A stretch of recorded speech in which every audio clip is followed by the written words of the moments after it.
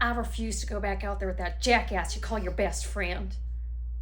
I cannot handle watching that monster, that sorry excuse of a son of a bitch human being, criticizing every damn move we make in this house. What is he doing in this house, Val? He's eating our food, all of it. He's smoking like a damn fish, if fish even smoke. Smoking like a chimney, fucking drinking like a fish. Eating all our damn food. And on top of it all, he says to you, hey Val, you should really consider an interior decorator. Oh, is he trying to be funny now? Huh? Don't expect me to go back in there. Because if I get my chance, I'm gonna smash his fucking face right into the rice pudding.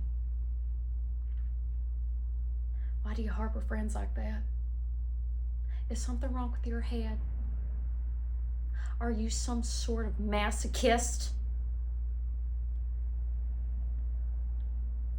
I hope you find some way to get that sorry little shit out of this house.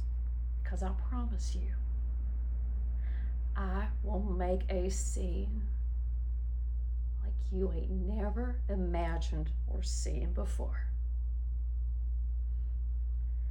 Unlike you, I do not tolerate abuse from strangers in my own house.